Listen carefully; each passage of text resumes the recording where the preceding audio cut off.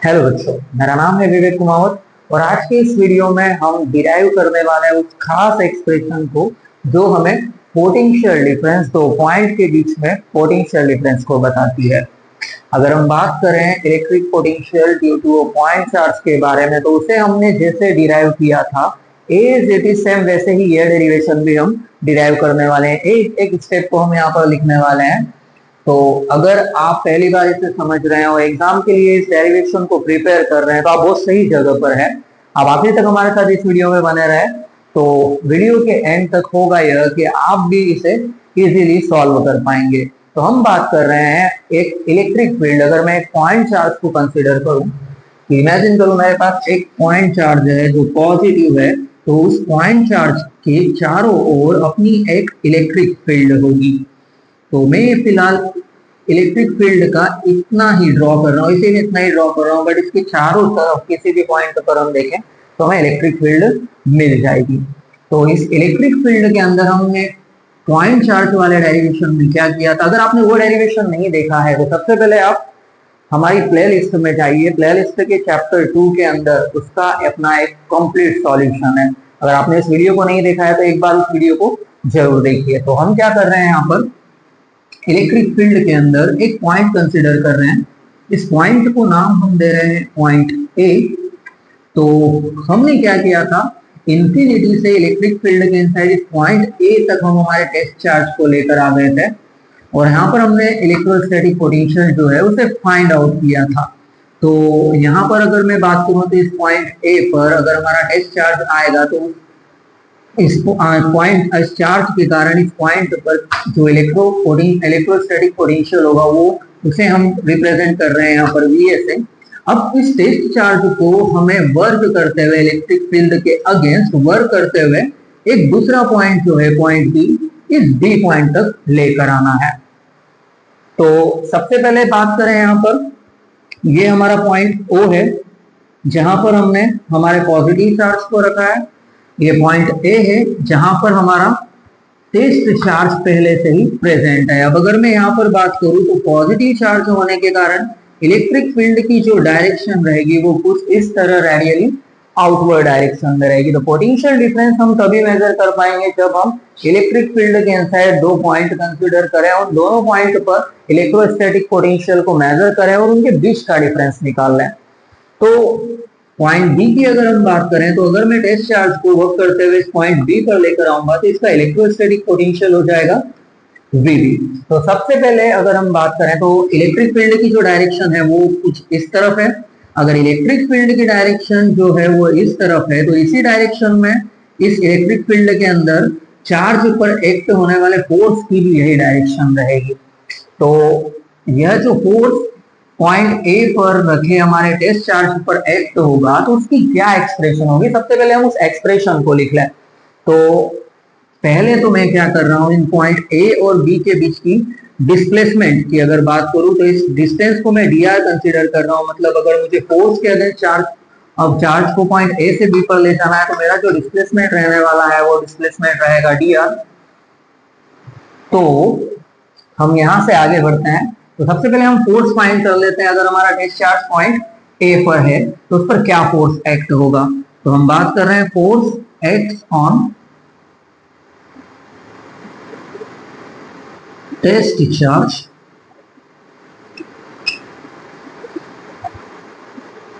On point A. तो point ए पर जो फोर्स एक्ट होगा वो हो जाएगा Q नॉट E। क्योंकि अगर हम बात करें इलेक्ट्रिक फील्ड के अंदर टेस्ट चार्ज Q नॉट पर इलेक्ट्रोस्टैटिक फोर्स जब एक्ट होता है तो इस इलेक्ट्रोस्टैटिक फोर्स और इलेक्ट्रिक फील्ड इंटेंसिटी के बीच में यह रिलेशन रहता है। हमने चैप्टर 1 में पढ़ा था और इसको हमने इलेक्ट्रिक फील्ड इंटेंसिटी के डेफिनेशन के साथ इस फॉर्मूले को बनाया था। तो इसी इक्वेशन को अगर मैं देखूं तो Q नॉट को अगर मैं इक्वल के इधर ले आऊंगा तो हमारी एक्सप्रेशन जो है वो एग्जैक्टली यही बन जाएगी। तो फिलहाल मैं यहाँ से डायरेक्शन हटा रहा हूँ क्योंकि डायरेक्शन का फिलहाल कोई लेना देना यहाँ पर है भी नहीं। हम सिर्फ मैग्नीट्यूड फाइंड कर रहे हैं और वेक्टर पोटेंशियल जो है वो एक स्केलर क्वांटिटी है। तो फिलहाल हम डायरेक्शन को लेकर नहीं चल रहे हैं, सिर्फ हम मैग्नीट्यूड के बारे में बात कर रहे हैं। अगर मैं बात करूं, अगर मुझे हमारे टेस्ट चार्ज को dr डिस्प्लेस करना है तो क्या वर्क हमें करना पड़ेगा इस फोर्स के अगेंस्ट। तो हम बात कर रहे हैं इस वर्क की, work done in displacement dr against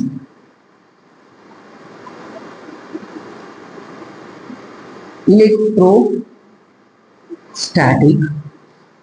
force which is, तो वो वर्क क्या होगा, तो हम यहाँ पर ये कंसिडर कर रहे हैं कि dr एक छोटा सी डिस्टेंस पर चार्ज को अगर हमें डिस्प्लेस करना है तो हमारा जो वर्क होगा वह भी एक छोटा सा पार्ट होगा हमारे टोटल वर्क का, जिसे हम dw से यहाँ पर रिप्रेजेंट कर रहे हैं। तो वर्क हो जाएगा dw इक्वल्स टू, वर्क का फॉर्मूला आता है फोर्स इनटू डिस्प्लेसमेंट। तो फोर्स है हमारा F, जिसकी एक्सप्रेशन हमने यहाँ पर लिखी है, और डिस्प्लेसमेंट है यहाँ पर dr। तो मैं क्या कर रहा हूँ, इन दोनों वेक्टर्स का डॉट प्रोडक्ट ले रहा हूँ, और डॉट प्रोडक्ट जैसे ही हम लेंगे तो हमको हमारी स्केलर क्वांटिटी वर्क जो है वो मिल जाएगी। तो हम नेक्स्ट स्टेप में क्या कर रहे हैं, इन दोनों की डायरेक्शन को हटाते हुए इनके बीच की एंगल को हम फाइंड करने की कोशिश कर रहे हैं, और वो जो एंगल होगा स्केलर क्वांटिटी होने के कारण कोसाइन एंगल होगा। तो अगर हम ध्यान से देखें, डिस्प्लेसमेंट हम इस डायरेक्शन में कर रहे हैं, फोर्स जो है वो हम इस डायरेक्शन में लगा रहे हैं, मतलब डिस्प्लेसमेंट की डायरेक्शन कुछ ये है, फोर्स की डायरेक्शन कुछ ये है, मतलब दोनों वेक्टर्स जो है वो एक दूसरे के ठीक अपोजिट डायरेक्शन में है। तो मतलब इनके बीच का जो थीटा एंगल रहने वाला है वो 180 डिग्री का रहने वाला है। तो मैं पहले तो यहाँ पर इनके बीच के एंगल को डिफाइन कर रहा हूँ, cos थीटा। अब आगे की अगर हम बात करें तो जो थीटा एंगल रहेगा हमारे फोर्स और डिस्प्लेसमेंट के बीच में वो 180 डिग्री रहने वाला है। तो इस थीटा की वैल्यू मैं नेक्स्ट स्टेप में यहाँ पर पुट कर रहा हूँ, तो ये हो जाएगा F इंटू dr cos 180। और cos 180 की अगर मैं बात करूं तो cos 180 की जो वैल्यू होती है वो होती है -1। तो मैं इस वैल्यू को अगर यहां पर रख दूं तो -1 का जो है वो इन बाकी की टर्म्स के साथ मल्टीप्लाई हो जाएगा। तो 1 का जब मल्टीप्लाई हो जाएगा तो हमारी इक्वेशन जो है वो हो जाएगी -f इंटू dr। अब मैंने जो है वर्क का बहुत ही छोटा पार्ट dw वो निकाल लिया है, फाइंड कर लिया है। तो इस इनफाइनाइटेसिमल पार्ट को मैं क्या कर रहा हूँ, यहाँ पर इंटीग्रेट कर रहा हूँ, और इंटीग्रेशन हमें क्या करना है, हमें इस डिस्टेंस के लिए इसे इंटीग्रेट करना है। तो चलिए इसे हम इंटीग्रेट करते हैं। तो ये जो dw वर्क है, अगर जब हम इसे इंटीग्रेट करेंगे पॉइंट A से पॉइंट B के लिए, और इक्वल की इस तरफ अगर हम बात करें तो इसे भी हम यहाँ पर इंटीग्रेट कर रहे हैं। तो पॉइंट A से B के लिए हम इसे इंटीग्रेट कर रहे हैं। तो पॉइंट A और पॉइंट B की हमारा जो चार्ज है, जिससे हमने ये इलेक्ट्रिक फील्ड डेवलप की, तो उस चार्ज से डिस्टेंस क्या होगी। तो फिलहाल अगर मैं बात करूं पॉइंट B की, तो मैं थोड़ी यहाँ पर जगह बना दूं। तो इस Q पॉइंट से पॉइंट A की जो डिस्टेंस है उसे हम R सब A से रिप्रेजेंट कर रहे हैं। और ऐसे कैसे अगर हम बात करें चार्ज से पॉइंट B की डिस्टेंस की, तो इसे हम R सब B से रिप्रेजेंट कर रहे हैं। तो ये दोनों मतलब मुझे इस डिस्टेंस से इस डिस्टेंस तक आना है, तो क्या डिफरेंस रहने वाला है दोनों पॉइंट पर पोटेंशियल का। तो मैं जो है फिलहाल यहाँ पर हूँ इस डिस्टेंस पर, और मुझे चार्ज Q से इस डिस्टेंस R सब B तक आना है वर्क करते हुए। तो बाकी की जो एक्सप्रेशन है -f इंटू dr में यहाँ पर लिख देता हूँ। माइनस साइन को फिलहाल इंटीग्रेशन से बाहर करते हैं। सबसे पहले dw जब इंटीग्रेट होगा तो टोटल वर्क पे w मिल जाएगा, जो पॉइंट A से मुझे B के लिए मिला है। तो मैं माइनस साइन को यहाँ पर बाहर कर रहा हूँ और इसे इंटीग्रेट कर रहा हूँ लोअर लिमिट r a से अपर लिमिट r b तक, f इंटू dr। अब ये जो फोर्स है उस फोर्स की एक्सप्रेशन मैं क्या कर रहा हूँ, रिप्लेस कर रहा हूँ हमारी इस इक्वेशन नंबर फर्स्ट से। तो इक्वेशन फर्स्ट से अगर मैं फोर्स को रिप्लेस कर दूं Q नॉट E से, तो नेक्स्ट स्टेप हमारी बन जाएगी। तो मैं यहाँ पर हिंट दे देता हूँ फ्रॉम इक्वेशन फर्स्ट। तो जो हमारा वर्क हो जाएगा, तो फ्रॉम इक्वेशन फर्स्ट जो है हम फोर्स की वैल्यू जो है वो पुट कर रहे हैं। मैं यहाँ पर साइड में लिख देता हूँ फ्रॉम इक्वेशन फर्स्ट। तो वर्क जो है वो A टू B है। दूसरी चीज माइनस फोर्स जो है वो है आर सब ए टू आर सब बी, 4 से हो जाएगा Q not E into D R. तो हम जो है इस वैल्यू को यहाँ पर रख चुके हैं, और जो टर्म्स जिन्हें हम इंटीग्रेट नहीं कर रहे हैं, जिसका हमारे इंटीग्रेशन से फर्क नहीं पड़ रहा है, वो ये दो टर्म है क्यू नॉट और ई। तो इसे मैं हमारे इंटीग्रेशन से बाहर कर रहा हूँ, और फाइनली जो डिस्टेंस है उसे हम कोशिश करें इंटीग्रेट करने के लिए। लेकिन यहाँ पर इलेक्ट्रिक फील्ड इंटेंसिटी जैसे ही मेरे पास आ गई है, तो सबसे पहले मैं क्या करूँ, इस इलेक्ट्रिक फील्ड का इन्फ्लुएंस, क्या डिपेंडेंसी होगी इस वर्क पे, वो मैं देखने की कोशिश करूंगा। तो हमारे पास यहाँ पर पॉइंट चार्ज है क्यू, और पॉइंट चार्ज की इलेक्ट्रिक फील्ड इंटेंसिटी जो है वो होती है E is equals to 1 by 4 pi epsilon naught into Q divided by R square। तो ये पॉइंट चार्ज की इलेक्ट्रिक फील्ड इंटेंसिटी है। मैं थोड़ा यहाँ पर और लिख देता हूँ कि ये E फील्ड इंटेंसिटी है हमारी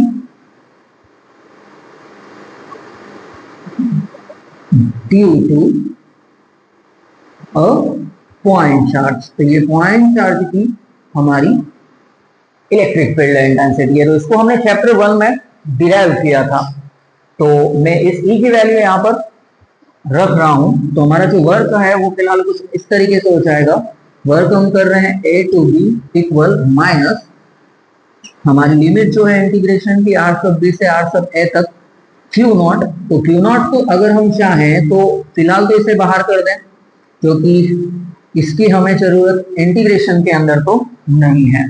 तो E की वैल्यू जो हो जाएगी वो हो जाएगी 1 by 4 pi epsilon naught Q divided by R square, और dr जो है ये हमारा डिस्टेंस का एक छोटा सा पार्ट है। तो जो कांस्टेंट टर्म है, क्योंकि हम इंटीग्रेट यहाँ पर डिस्टेंस को करने वाले हैं, तो Q और 4 pi epsilon naught इसे हम हमारे इंटीग्रेशन से नेक्स्ट स्टेप में बाहर कर लेंगे। तो जो हमारी इक्वेशन है वो बन जाएगी इक्वल माइनस Q, ये Q नॉट को हम लिख दें डिवाइड में, ये 4 पाई एप्सिलॉन नॉट जो है वो बाहर हो चुका है इंटीग्रेशन के, लिमिट है R सब B से R सब A। तो फिलहाल जो इंटीग्रेशन है उसमें बच रहा है यहाँ पर 1 divided by R square into dr। तो जैसे मैंने पॉइंट चार्ज वाले डेरिवेशन में बताया था कि ये जो इंटीग्रेशन है इसको हम एक फॉर्मूले का यूज करते हुए डायरेक्ट ही इंटीग्रेट करने वाले हैं। तो अगर इस R स्क्वायर को अगर मैं इन्वर्ट करते हुए ऊपर लेकर चले जाऊं, तो इसकी पावर जो है वो इन्वर्ट हो जाएगी। तो minus Q into Q not divided by 4 pi epsilon not. अभी हमने इंटीग्रेशन नहीं किया है, तो ये रहा हमारा इंटीग्रेशन का साइन। तो R स्क्वायर को मैंने क्या किया, न्यूमरेटर में लेकर चला गया, तो इसकी पावर जो थी +2 से अब बन चुकी है -2। अब अगर हम बात करें यहाँ पर, तो यह जो है हमारे इंटीग्रेशन का एक formula x to the power n dx is equals to x to the power n+1 divided by n+1, ये इस फॉर्म में बन चुका है। तो जहां पर x जो है, x की वैल्यू हम रखेंगे r, यार शायद आपको ना दिखाई दे तो मैं थोड़ा इसे बड़ा करते हुए लिख रहा हूं। तो जो फॉर्मूला है वो है x to the power n dx equals to x to the power n+1 divided by n+1। तो यहाँ पर जो x है वो है हमारा r, और n जो है उसकी वैल्यू है -2। तो हम जब इंटीग्रेट करेंगे तो वो इस फॉर्म में आ जाएगा। तो मैं यहाँ पर क्या कर रहा हूँ, इस वैल्यू को x की और n की यहाँ पर पुट कर रहा हूँ। तो अगर हम इंटीग्रेशन को ओपन करें इस फॉर्मूले के साथ, तो जो नेक्स्ट स्टेप है हमारी वो बन जाएगी कुछ ऐसी। वर्क a टू b हम कर रहे हैं, जो कांस्टेंट में बाहर टर्म चल रही है उसे हम बाहर ही रखें माइनस के साथ, q into Q not divided by 4 pi epsilon not. और अब देखिए मैं वैल्यू रख रहा हूं, तो x की जगह मैंने यहाँ पर r को रख दिया है, n की जगह मैं -2 को रख रहा हूं। तो ये हो जाएगा -2 + 1 डिवाइडेड बाय -2 + 1, और जो लिमिट है हमारी वो है R सब B से, सॉरी R सब A से R सब B की ओर। तो अब हम क्या कर रहे हैं, इसको आगे सॉल्व करते हैं जा रहे हैं। तो यहाँ पर थोड़ी स्टेप में बढ़ा रहा हूं ताकि आपको ये समझ में आए कि यहाँ हो क्या रहा है। तो पहली चीज तो -q into Q not divided by 4 pi epsilon not. अगर मैं इसके डिवाइड में बाय करूं तो -2 + 1 जो है वो -1 हो जाएगा। दूसरी बात -2 + 1 जो पावर में है, तो -2 + 1 ऐड होकर बन जाएंगे -1। लिमिट अभी भी चल रही है आर ए से आर बी की ओर। तो ये जो माइनस साइन हम देख रहे हैं, ये दोनों एक दूसरे के साथ क्या हो रहे हैं, कैंसल।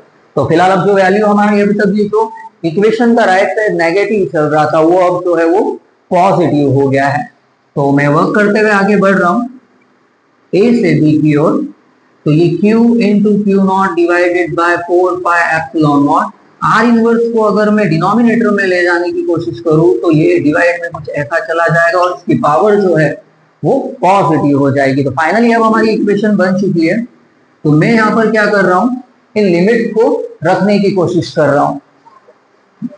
तो आगे के बारे में अगर हम बात करें तो इस लिमिट को अगर हम रखने की कोशिश करें तो हमारी लिमिट जो हो जाएगी, 1 मिनट जरा मैं यहाँ पर देख लूं। सॉरी, मैं माफी चाहूंगा, यहाँ पर जो लिमिट है मैंने थोड़ी उल्टी कर दी है कि मैंने ए की जगह बी लिख दिया और बी की जगह ए लिख दिया। तो इसको मैं फिलहाल थोड़ा यहाँ पर करेक्ट कर दूं। ये आर ए और ये आर बी, यहाँ पर भी मैं इसे करेक्ट करता हुआ चला जाता हूं।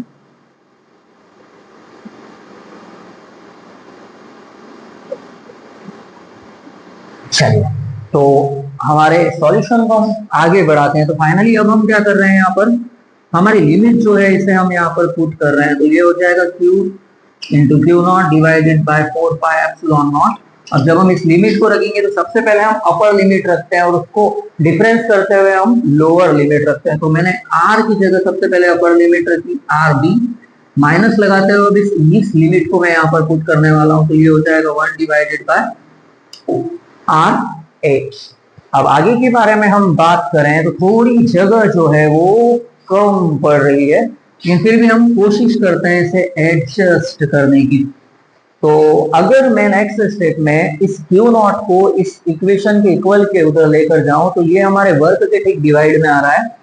तो थोड़ा एक काम करता हूं, मैं फिलहाल इतना जो पार्ट है उसे यहाँ से मैं रब कर रहा हूँ ताकि हमको थोड़ी सी स्पेस जो है वो मिल सके। तो यहाँ पर मैंने पॉइंट चार्ज की इंटेंसिटी को रिप्रेजेंट किया था, जो थी 1/4 pi epsilon not into Q by R square. तो इतनी इक्वेशन को मैं फिलहाल जो है वो यहाँ से हटा रहा हूं।